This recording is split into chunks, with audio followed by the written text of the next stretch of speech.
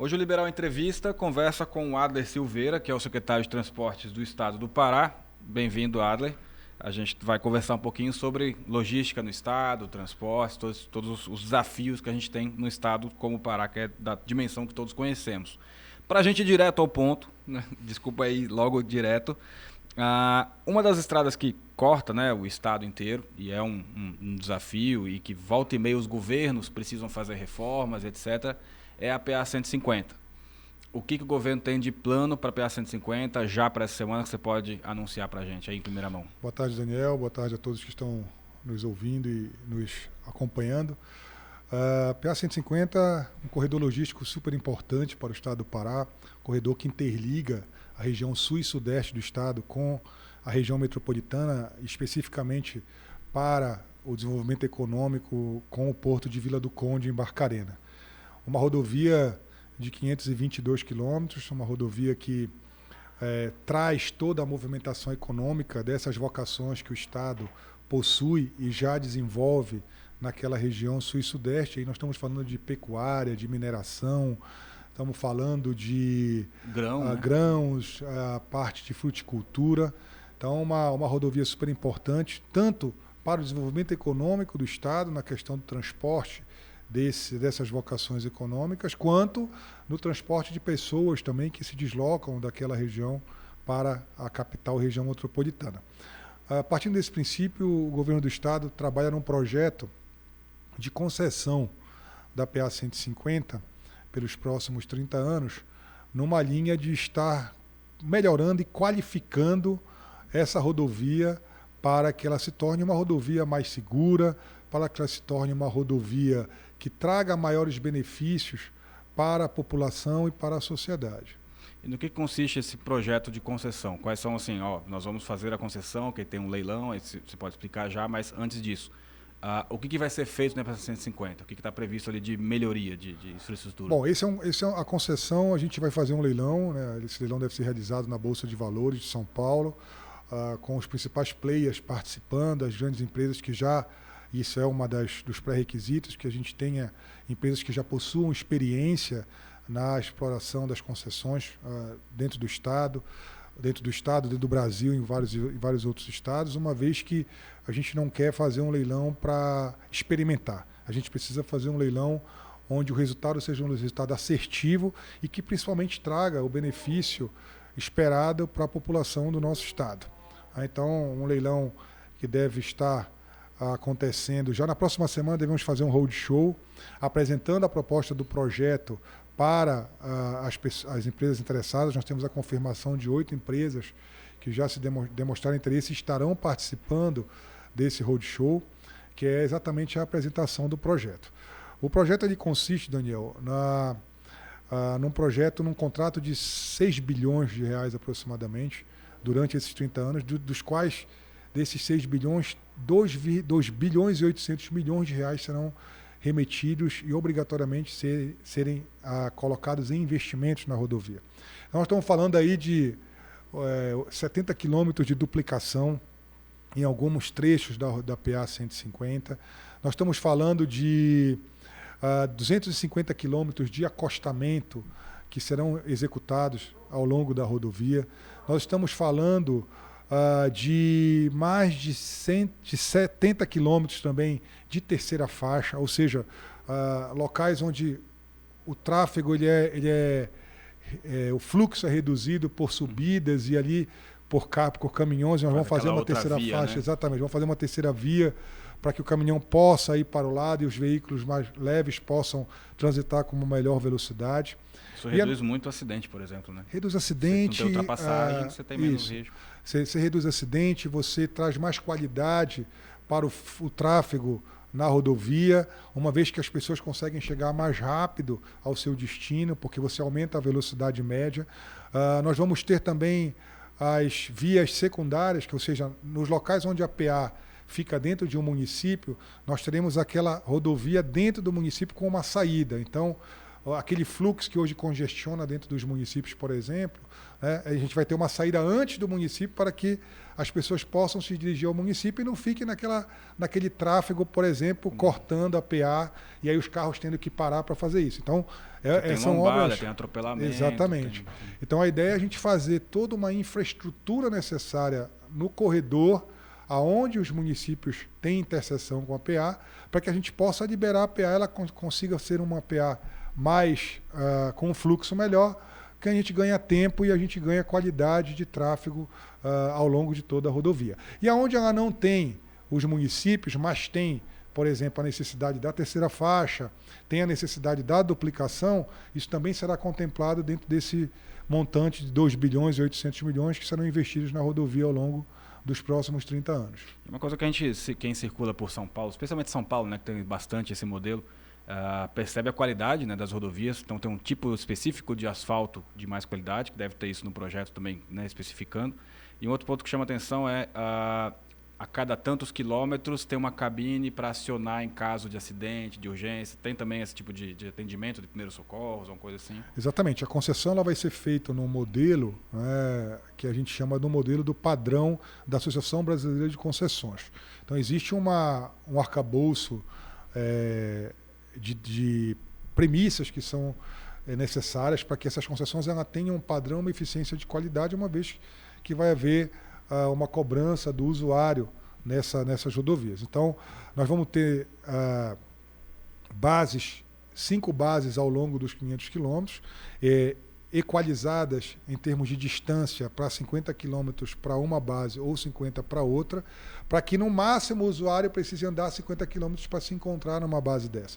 E lá nós vamos ter guincho para veículos pesados, vamos ter guincho para veículos leves, nós vamos ter ambulância, nós vamos ter caminhão-pipa para caso de nós tenhamos questões de incêndio de algum veículo na rodovia, e isso vai trazer exatamente aquele ponto inicial que a gente traz da segurança na rodovia, né? Hoje a PA 150 ela é uma PA muito, apesar de um trecho muito longo, existem trechos que você, quando se depara com alguma situação de, por exemplo, um pneu estourado por algum motivo, né, você anda muito tempo para encontrar vamos dizer assim, entre aspas, um socorro. E com esse novo modelo que a gente vai trazer para a PA, é exatamente a ideia de trazer essa segurança e de trazer esse conforto a mais, essa qualidade a mais no tráfego para os usuários da rodovia. Não, perfeito. E aí você está falando em investimento, vai ser feito um leilão, então você vai ter empresa privada trabalhando nisso. Aí queria que você explicasse então a diferença, né, entre concessão e privatização. Por que está sendo chamado de concessão e não, no caso, uma privatização? São 2 modelos onde o domínio passa para um terceiro de algum ativo que está dentro da carteira pública, né? No caso da concessão, você, na verdade, durante um período, você repassa esse ativo para uma entidade privada e ela explora durante um determinado tempo. No caso da PA 150, nós estamos fazendo uma concessão de 30 anos. Depois de 30 anos, essa concessão se encerra e esse ativo volta ao domínio do Estado, da carteira de ativos do Estado.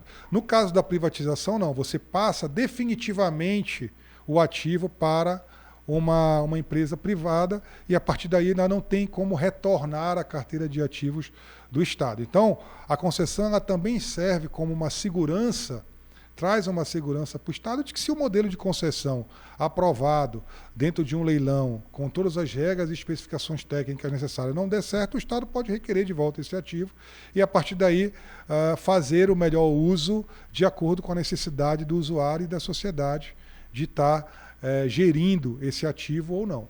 Perfeito. E aí, nessa concessão, no leilão que vocês vão fazer, vocês vão iniciar com várias rodadas de apresentação, né? que é o roadshow, é o momento em que você apresenta para possível investidor.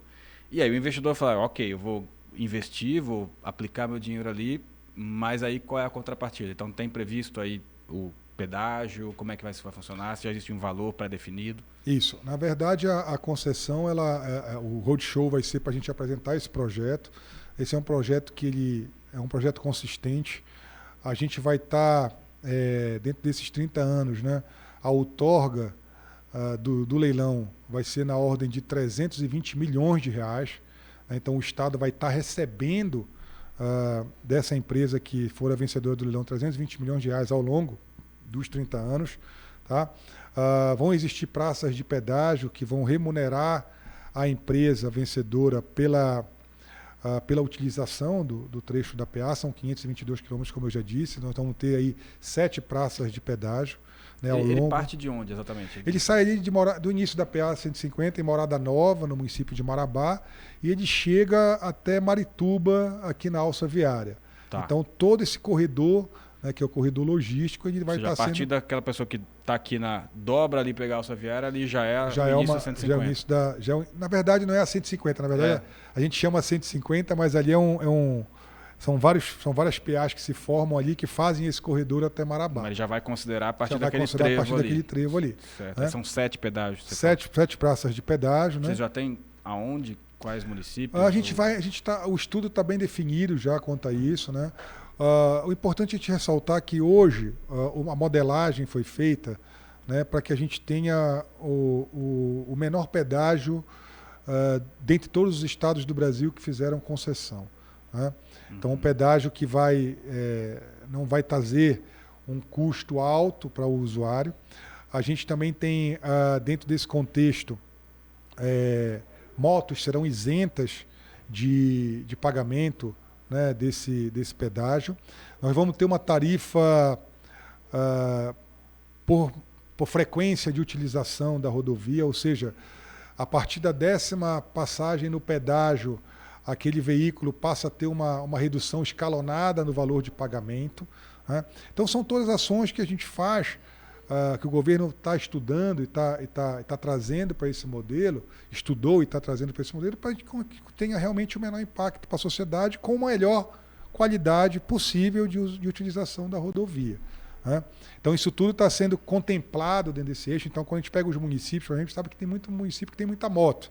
Né? Então, não adianta você penalizar com pedágio a população de baixa renda que se utiliza desse tipo de veículo para a sua locomoção. E a partir daí a gente faz, então, a isenção das motos em todas as praças. Né? E aquele usuário frequente que passa várias vezes, vai precisar se utilizar da praça, da rodovia e automaticamente passar numa praça de pedágio várias vezes, e vai ter também um benefício de ter uma tarifa reduzida ao longo dos quantitativos que ele vai passando nas praças de pedágio. Que é o caso que tem do empresário que tem um pequeno supermercado no município e vai para um município polo, tipo próximo de Marabá, que vai até Marabá para comprar... Exatamente. Né? Então, esses são benefícios que foram pensados, né? E o governador foi muito sensível a esse nosso posicionamento, uma vez que é importante... Acima de 10, então, uma tarifa diferenciada. Uma tarifa diferenciada. 10 conta a ida e conta a volta, ou seja, uma viagem já seriam 2. Então, na verdade, o governador foi muito sensível porque a gente falou, a gente precisa, o estado do Pará ele não é São Paulo. Né? A média de renda da população não é uma média de São Paulo. E hoje todas as rodovias que já foram feitas concessões no Brasil, que são estaduais, nenhuma tem isenção de moto, por exemplo. O Pará é pioneiro nesse modelo que ele está adotando. Né? E o valor, então, você já tem um mínimo e um máximo quando isso for apresentado para os empresários? O valor deve ficar em torno de R$7, aproximadamente R$7. Isso para carro de passeio, caminhão, isso vai ser escalonado. Na verdade, os pedágios eles são cobrados por eixo. Né? Então, um carro o carro que a gente chama de eixo simples, que são os 2 eixos, né? A gente vai cobrando um pedágio de R$7. Quando você fala de caminhão, dependendo da quantidade de eixos, esse caminhão paga por eixo aproximadamente R$7. Que acho que é importante comentar também, para quem não conhece a PA 150, né? Ela é uma rodovia que, como você disse, ela é importante para esse setor, né? Da agricultura, da pecuária, do minério, da mineração. Então, é uma estrada que, ao longo dos anos, ela se desgasta muito rápido, né? Por conta do peso. Como é que é o dia a dia nessa rodovia? Você conhece bem, passa ali. A rodovia é uma rodovia que tem um tráfego pesado. Né? Então, para você ter uma ideia, o Estado gasta anualmente aproximadamente R$70 milhões para manter essa rodovia de uma forma... Poderia estar investindo em outras estradas. Né? Exatamente. Esse é um outro ponto que eu ia tocar, né, Daniel, que assim, a gente sai de um custo de R$70 milhões anuais para uma receita de R$320 milhões com essa rodovia. Né? Então, ou seja, além da gente deixar de ter esse custo de manutenção para o Estado, que pode ser investido, esse custo de manutenção de R$70 milhões que pode ser investido em outras rodovias ou em outras políticas públicas do Estado, a gente vai ter, além disso, um pagamento de 320 milhões de reais dessa concessionária vencedora do leilão para o Estado. Então eu gero receita para o Estado, que também pode ser utilizada em outras políticas públicas, inclusive infraestrutura, além de uma redução no custo. Então, ou seja, né, a gente vai poder deixar de gastar ao longo dos 30 anos. Você deixa de gastar 70 milhões, você estava falando? Isso, que aí nos 30 anos eu estou falando de 2 bilhões e 100 milhões a menos de custo para o Estado com essa rodovia, e passa a ter uma receita de 320 milhões no valor que a concessionária vai estar te pagando ao longo desses 30 anos de concessão. 320 por ano.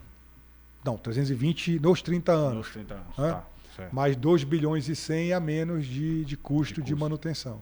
Perfeito. E esse modelo que vocês estão implementando, a previsão, a gente teria uma data já do leilão? Já existe uma agenda com a Bovespa? A gente já tem uma agenda prévia que está caminhando, a gente já está numa etapa, né? O leilão, na verdade, ele tem várias etapas prévias, né? Primeiro a gente teve que fazer todo um arcabouço jurídico e legal, conduzido pela Procuradoria-Geral do Estado, para que a gente garantisse a segurança jurídica para que esse processo pudesse ir à frente. Né? Paralelo a isso, nós preparamos todo o material e já estamos com uma consulta pública em andamento no site da Secretaria de Transportes, para que a gente possa escutar a população, ouvir, né, ter uma oitiva quanto às melhorias que a população anseia com um processo como esse, o que a gente pode incluir dentro desse processo que vai facilitar a vida, né, da população. Então isso é importante a gente deixar claro, isso está acontecendo nesse momento. Nós vamos estar fazendo o roadshow, né, e a partir daí nós vamos estar fazendo uma audiência pública que vai exatamente levar todo esse projeto já com as inserções da consulta pública para a população. E aí o leilão a gente está estimando que ele aconteça entre o final de maio e início de junho, lá na B3, né? A B3, a Bolsa de Valores de São Paulo, tem uma experiência, tem uma governança, né, que traz a experiência e a chancela de quem tem expertise nesse assunto. Então é importante deixar claro que não vai ser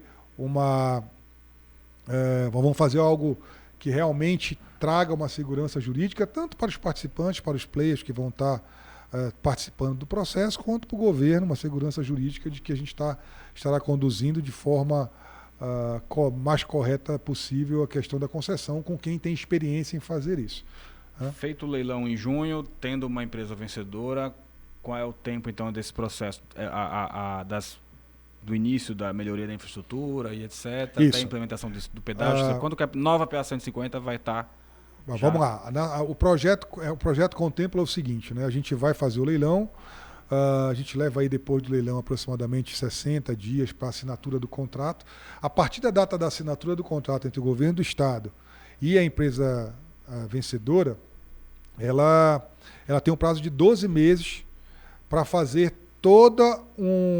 vamos dizer assim, uma primeira manutenção na rodovia para que ela esteja em condições de receber a população com a cobrança do pedágio. Então, durante esses 12 meses vão ser montadas as praças de pedágio, vão ser feitos os primeiros investimentos, né, mais pesados, que eles estão aí distribuídos nos primeiros 3 anos de concessão. Né? E, além disso, vai ser feito todo um processo de adequação da rodovia. Né? A rodovia está em boas condições hoje, ela está trafegável, o governo do Estado não deixa de dar manutenção atualmente na rodovia, né? E ela vai ter um plus, vai ser adicionado um plus nessas melhorias, né? E aí, a partir daí, a gente começa, de fato, a nova PA 150 está sendo já está sendo utilizada sob a concessão, né? E que vai trazer para o usuário todos esses benefícios que a gente comentou mais atrás. Claro que essa é a primeira experiência do Pará nesse sentido, né? Mas vocês imaginam que esse modelo dando certo, vocês já têm alguma outra ideia de outras rodovias estaduais que podem receber uma ação semelhante? A gente tem trabalhado, o governador Helder, com uma visão bem holística do Estado, né? E uma visão bem aprofundada, conhecedor do Estado como ele tem trazido para a gente a necessidade de a gente apontar, né, principalmente esses corredores logísticos. Né? Então a gente tem a PA 150, a gente tem ali a PA 279, que é uma outra PA que sai lá de São Félix do Xingu e chega na confluência da BR-155 ali em Xinguara. Então são PAs que têm um movimento maior e que têm um apelo em termos de vocação econômica, que trazem uma necessidade de investimentos mais vultuosos para garantir uma qualidade da prestação de serviço. Né? Fora isso, nós temos aquelas PAs que saem da 150 e que vão com destino ao porto de Barcarena, que também estão, né, no contexto de ter um volume de tráfego muito pesado, principalmente de caminhões. Então, são visões que nós temos, né, de estar trabalhando. Nós estamos fazendo uma obra grande agora, que sai da Transamazônica, da BR-230, né, ali do município de Uruará e chega até Santarém, no oeste do estado, que vai até o porto de Santarém, também uma rodovia estratégica de interligação entre as regiões do Xingu e a região do Tapajós. Então, essa é uma rodovia que nós estamos trabalhando agora na pavimentação dela, PA 370 Transurará, que com certeza é uma que mais à frente a gente tem que avaliar devido a esse fluxo, né, de vocação econômica ali do cacau, da pecuária, que é escoado pelo Porto de Santarém. Então a PA 150 ela acaba tendo alguns moldais semelhantes, muito voltados à questão do desenvolvimento econômico, que é isso que a gente está buscando, e o governador Helder, como eu falei, muito sensível a essa causa, está trazendo essas perspectivas para a gente fazer os estudos de concessão mais para frente. A partir dessa experiência, né? A partir dessa experiência, exatamente. Agora, por conta dessa semana a gente viu, não tem como deixar de perguntar também, a gente viu, tá vendo essa escalada mais recente, né, do preço do combustível, e no caso essa semana um aumento, um percentual um pouco maior.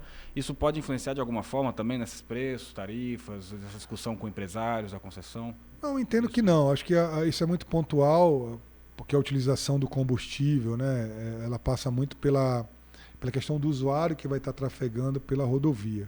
Né? Então, a escalada dos combustíveis... Não tem a ver com a infraestrutura diretamente. A infraestrutura ela vai estar pronta para esses usuários. Né? O que deve variar aí dentro desse contexto é o preço do frete que o caminhoneiro ou que o usuário vai estar cobrando em relação... Esse é um custo direto de operação, né, desses fretes. Agora você está falando de outras estradas, outras regiões aí do estado.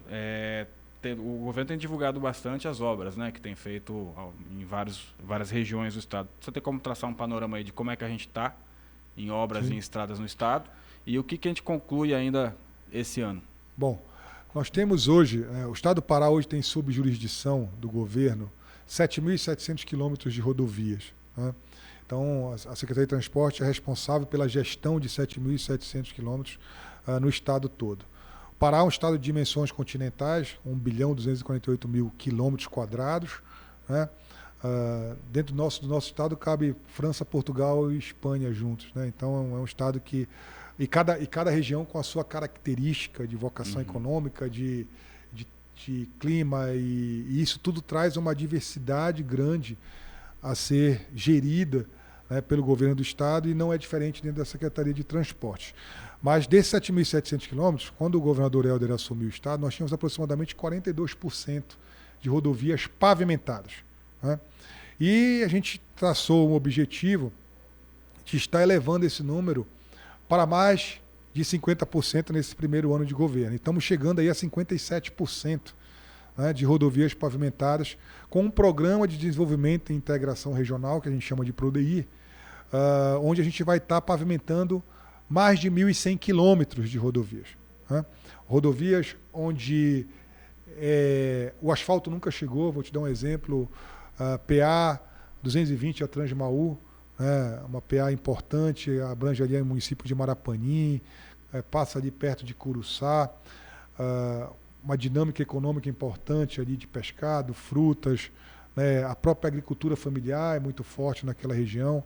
PA 370 Transuruará, interligando, como eu falei anteriormente, o Tapajós, a região do Xingu, vai tirar ali o pessoal da Transamazônica de ter que fazer um caminho pela 163 e depois voltar para chegar em Santarém. Então economiza distância, traz pujança para o desenvolvimento econômico. PA 462 em Augusto Correia, PA 287 que sai de Redenção para Cumaru do Norte. Então são vários, PA 448 que liga o distrito de Tauari a Miraselvas, entre Tracuateua e o município de Bragança.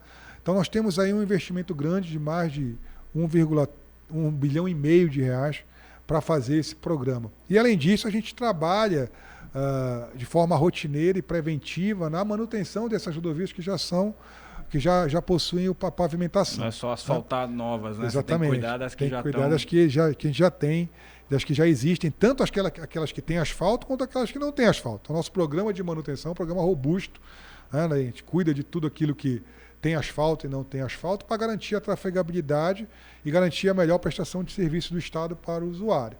Então é um programa que te traz uma mudança de patamar, né? Ou seja, eu saio de menos de 50% das estradas pavimentadas para quase 60% de estradas pavimentadas, e isso com certeza faz a diferença na vida das pessoas, porque eu trago mais segurança para as rodovias, né? Eu trago mais qualidade de vida na questão do tempo de deslocamento dessas famílias e também daquele que se utiliza disso para o seu trabalho ou para o escoamento da produção, e a gente faz com que o Pará se desenvolva cada vez mais. Onde eu tenho uma logística forte, eu atraio investidores para que eles possam trabalhar e se beneficiar daquela infraestrutura, gerando emprego, gerando renda e gerando, acima de tudo, melhor qualidade de vida para aquela região. Tem algum projeto de integração ali no Marajó também, de rodovia estadual?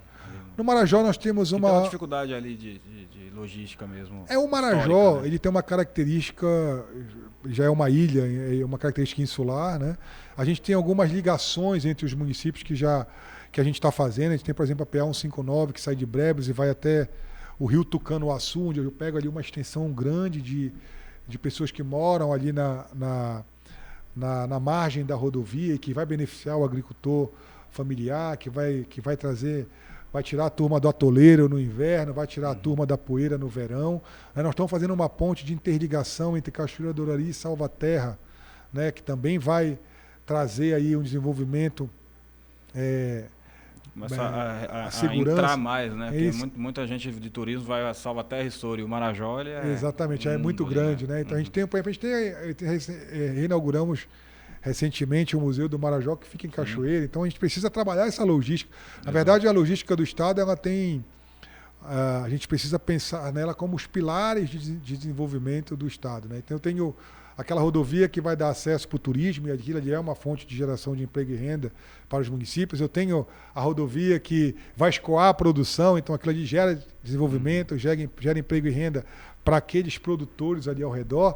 Eu tenho as rodovias que são de interligação para as próprias famílias que precisam se deslocar entre um ponto ou outro do estado. Então, a infraestrutura está presente ali o tempo todo, né? Temos agora uma inauguração da ponte do Meruú, né? Uma ponte estratégica de 560 metros, uma obra que ficou belíssima ali na PA 151, interligando a região metropolitana de Belém com o município de Garapé-Miri. Para você ter uma ideia, durante o período de carnaval, as férias de julho, onde você tem uma demanda, as pessoas passavam 4, 5 horas na fila dessa balsa. Então hoje você atravessa o rio pela ponte em 38 segundos. Então é trazer a dinamicidade dessa infraestrutura para o Estado, melhorando a vida das pessoas. Na hora que você não paga a balsa, né, você pode tirar isso do custo do teu frete, então tu já diminui o preço do teu frete, os valores da mercadoria chega com um preço melhor, ou para quem vai comprar, para quem está utilizando a ponte para entregar a mercadoria, ou para quem está vendendo, que está precisando escoar a sua produção. Então é uma dinâmica na cadeia produtiva, na cadeia de valores, que faz a diferença na vida da população. Eu ia puxar o gancho da ponte, mas vou voltar um pouquinho. Você falou 42%, agora está em quase 57%. Qual que é a meta do Adler aí de fechar um primeiro ciclo aí? A gente está um ano de eleição, pode ter uma renovação, mas você fica confortável? Qual o percentual? Qual é a meta? Ou já passou da meta? Não, acho que os 1.100 quilômetros a gente já entregamos, tem obras que nós já entregamos a PA 427 lá em Alenquer, por exemplo. Nós temos obras que já estão muito próximas, PA 220.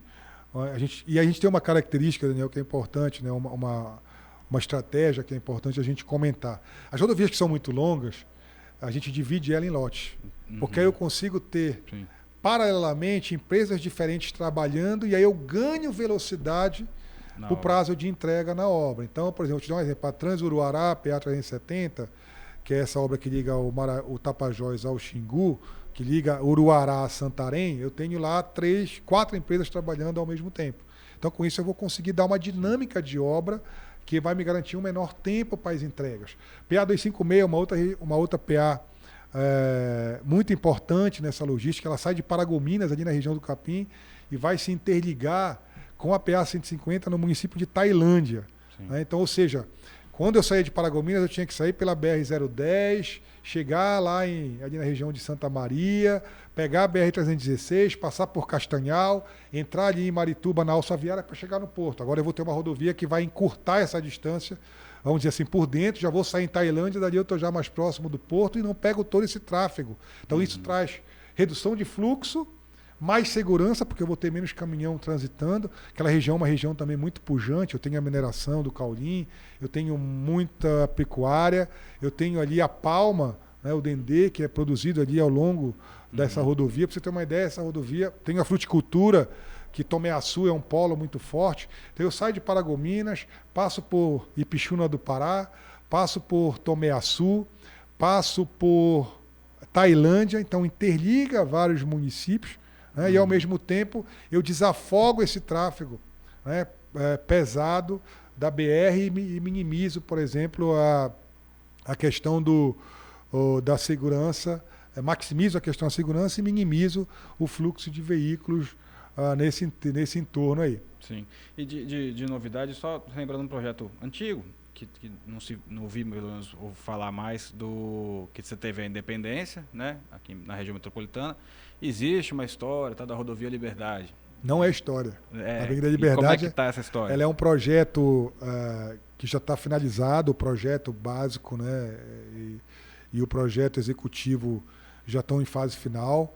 A gente está trabalhando agora na questão ambiental dos licenciamentos. É importante ressaltar que a Secretaria de Transporte ela preza pelo ambiente jurídico seguro nas suas etapas de licenciamento, de licitação, né? Então é importante deixar claro ao público que a gente precisa ter etapas prévias para que a gente garanta que essa segurança jurídica esteja, de fato, dentro do compliance necessário para que a gente possa avançar com as obras. Senão vem Ministério Público e barra. Exatamente. Então a gente precisa iniciar algo que realmente a gente tenha início, meio e fim.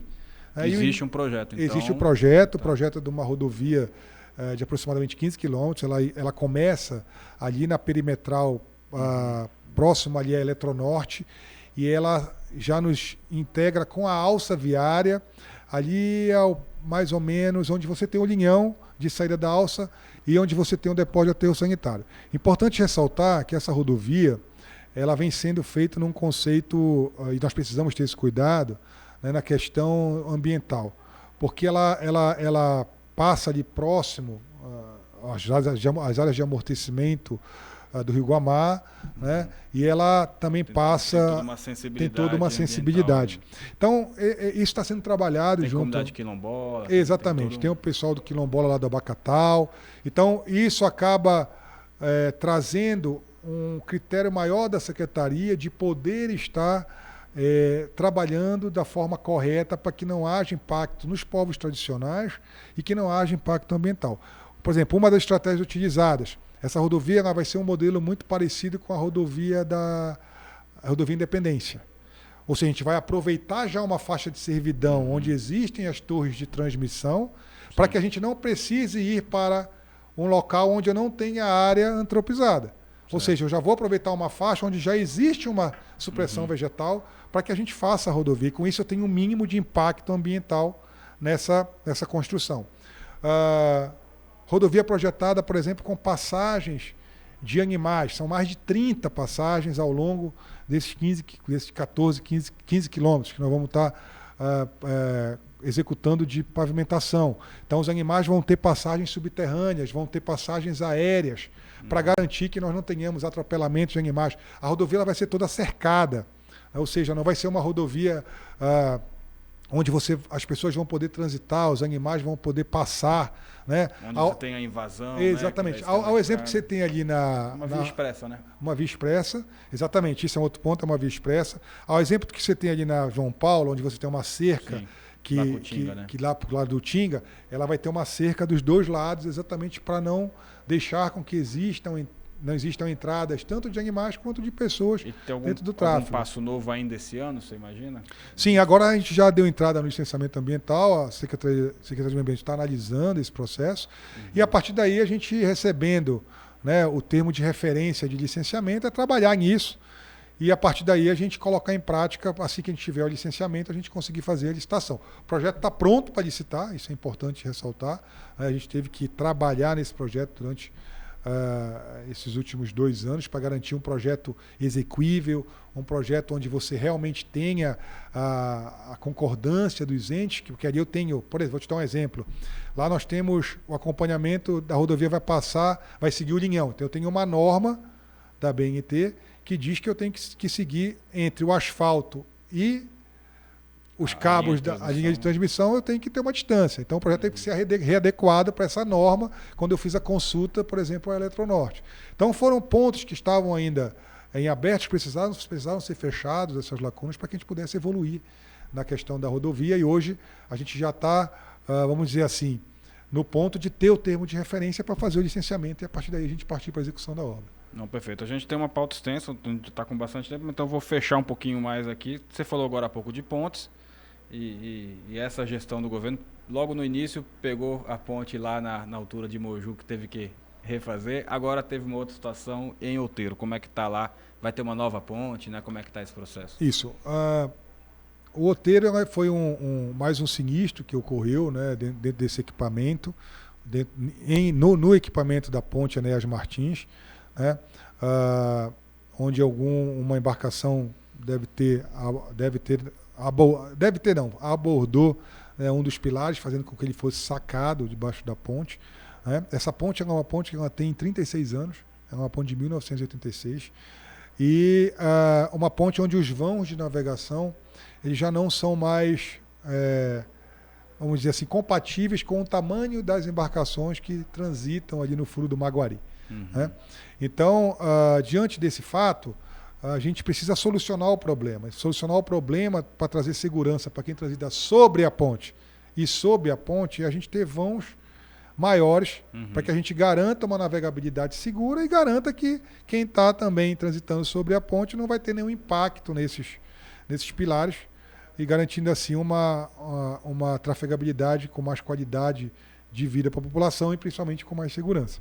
A partir daí a gente fez um estudo, né, a gente não teve, diferente da ponte do Moju, o tabuleiro da ponte, onde eu tenho a pista de rolamento, né, ela não foi sacada da estrutura, então isso garantiu com que nós tivéssemos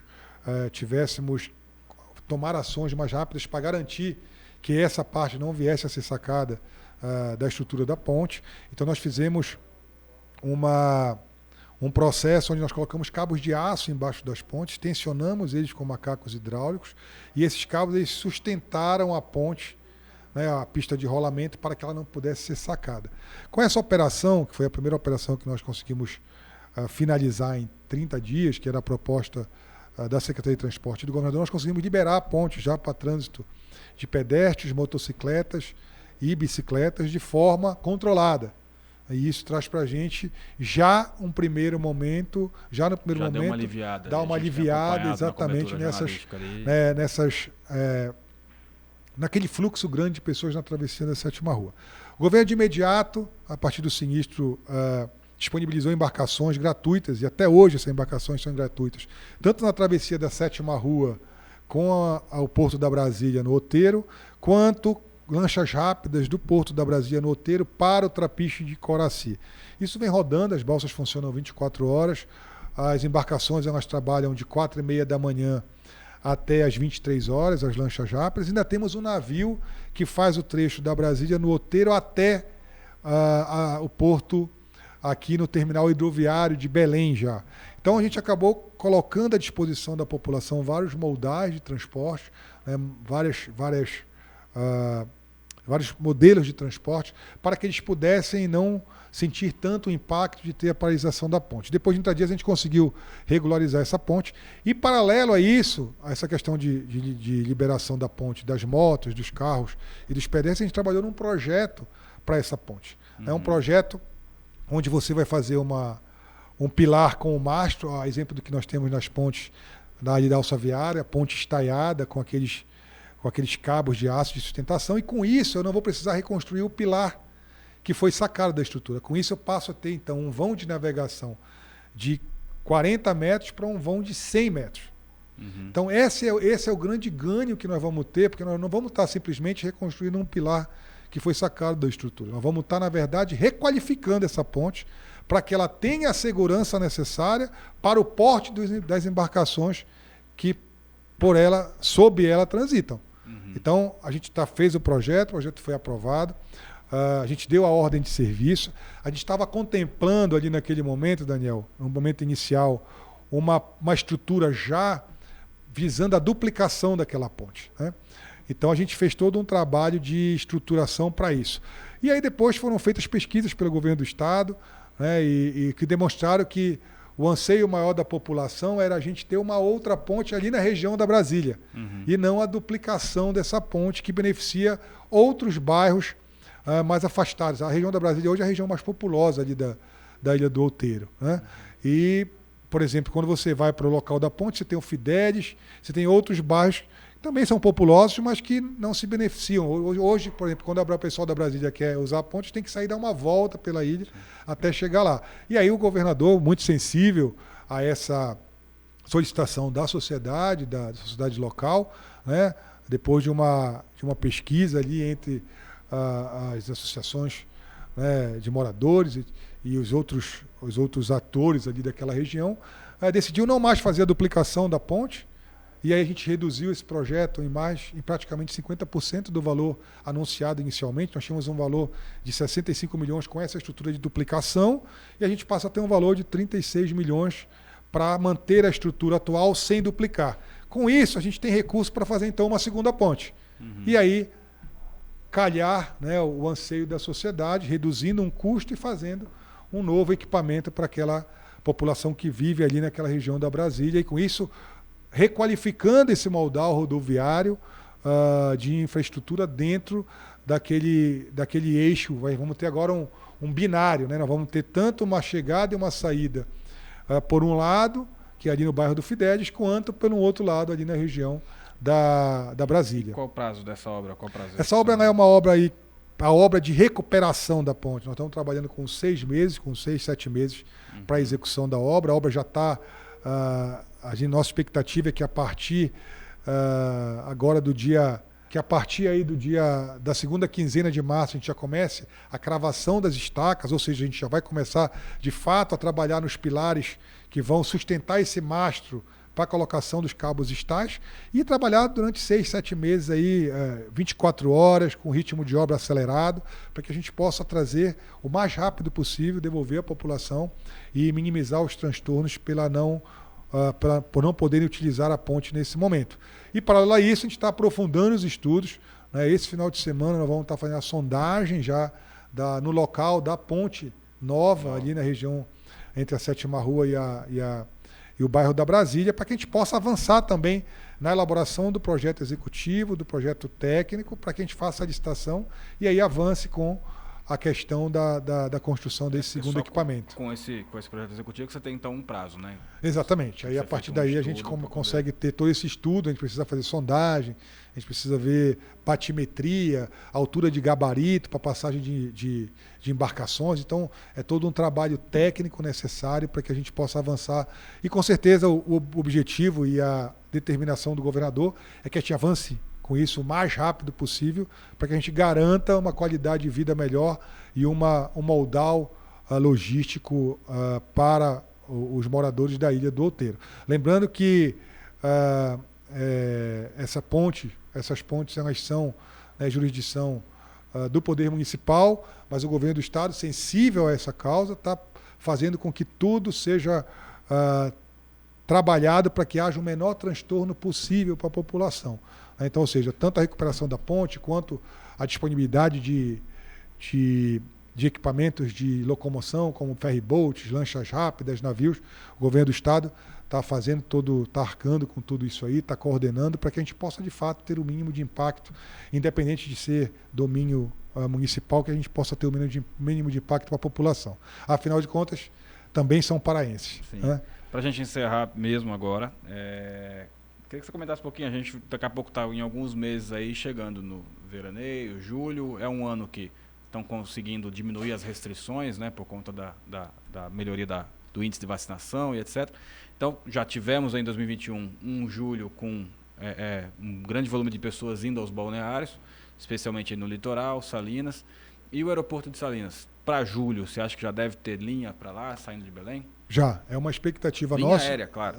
O aeroporto ele já está, Salinópolis, depois de Salinópolis, nós entregamos ele em julho, né, de forma oficial para a utilização.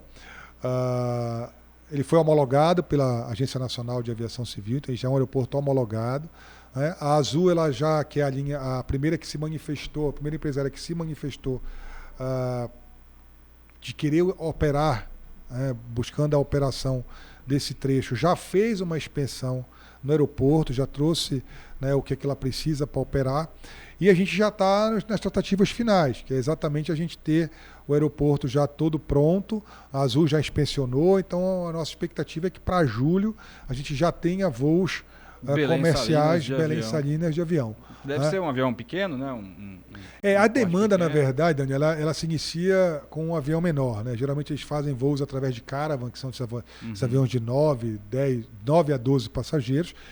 O que vai determinar o tamanho da aeronave, na verdade, é a demanda que essa linha tiver. Né? Então, cada vez que eu tiver mais passageiros demandando a utilização dessa aeronave, eles podem disponibilizar um avião de 42, que é um ATR, 42 lugares, ou de 64, depende da época do ano. Dependendo da época do ano. Lembrando que o aeroporto de Salinas ele tem uma pista de mais de 2.000 metros, né? Pavimentada, com largura, com área de escape. Né? Para você ter uma ideia, essa pista do aeroporto de Salinas é maior que a pista do aeroporto Santos Dumont, no Rio de Janeiro. Então, dependendo da necessidade, ela pode ser homologada até para receber aviões jatos de grande porte. Então, o trabalho de infraestrutura está pronto, nós estamos só trabalhando agora. O trabalho de homologação está ok. O que nós estamos trabalhando agora são algumas melhorias que a Azul requereu, mas que são pontuais. Eu posso dizer para você que ela poderia operar hoje, né, sem essas melhorias, e vamos trabalhar para que, no máximo, já para esse verão a gente já tenha uma linha regular para lá. Eles não comentaram ainda de valor de tarifa, nada ainda? Não, aí é um estudo de mercado que eles precisam, que a própria Azul vai estar trabalhando, e lógico, a gente vai ter que também estar pronto e estar pronto a acompanhar esse processo. E muito importante deixar claro que o governo do estado ele vai estar olhando isso, né, para que não seja também uma tarifa que não traga o usuário para poder se utilizar desse trecho. Então, o objetivo é a gente fazer de Salinópolis um grande polo turístico, né? Então, eu acho que esse salto de você ter uma linha regular para lá realmente vai fazer a diferença. E aí é o desenvolvimento econômico da região do Salgado, não só de Salinas, a gente tem praias belíssimas ali no município de Pirabas, por exemplo, né? O que vai trazer desenvolvimento com geração de emprego, geração de renda, aí fazer desse processo todo um contexto onde você vai, de fato, alçar Salinas a um outro patamar. Um patamar onde você tenha visita constante de turistas e, ao mesmo tempo, o desenvolvimento econômico de toda aquela região com essa vocação que já é peculiar daqueles municípios. Perfeito, secretário. A gente tinha combinado aí 30 minutinhos de conversa, estamos chegando a quase 1 hora. Aqui tem muito assunto, a gente acabou não falando ainda de ferrovia, hidrovia, tem uma série de assuntos que acho que é legal a gente abordar, mas casa está aberta, a gente vai ter outros convites então para conversar, e quem acompanha a gente no liberal.com, nas redes sociais, do @liberal, no jornal impresso, na rádio. Tá sempre casa aberta, traga novidades para a gente aí, que é do nosso interesse, né, do interesse Obrigado do leitor. aí pelo espaço, Daniel. Obrigado a todo o Grupo Liberal. Né, agradecer essa parceria. Importante a gente deixar claro e transparente para a sociedade o que é que o governo do estado vem fazendo, né, para poder garantir um melhor serviço para a população. Afinal de contas, são impostos que são pagos, que precisam voltar para a população na forma de serviços, de obras, de projetos, e o governador Helder tem determinado que a gente faça uma mudança de patamar na infraestrutura do estado. São vários, como eu falei, vários projetos que acontecem simultaneamente. Nós temos mais de não falamos em pontes, no geral, tem mais de 250 pontes sendo construídas. O Estado tem muita ponte. Falou de uma, né? Falamos de uma. Tem mais 249. Né? Tem mais, é isso, exatamente. Tem mais de 249. Né? São pontes dentro dessas rodovias que eram de madeira, pontes que também que já são em rodovias que não tem asfalto, mas que já vamos trocar pela ponte de concreto para que na hora que chegue o asfalto a gente já tenha isso pronto. Então o governador tem dado um olhar carinhoso com a infraestrutura do Estado, visando primeiramente o bem-estar da sociedade, né, o bem-estar da nossa população e a atração de investimentos, de investidores para essas regiões, para que a gente possa qualificar, né, trazer uma qualificação melhor para a nossa população, que aí eu gero emprego, eu gero renda, eu gero bem-estar, né, automaticamente eu trago o desenvolvimento da sociedade com o desenvolvimento econômico.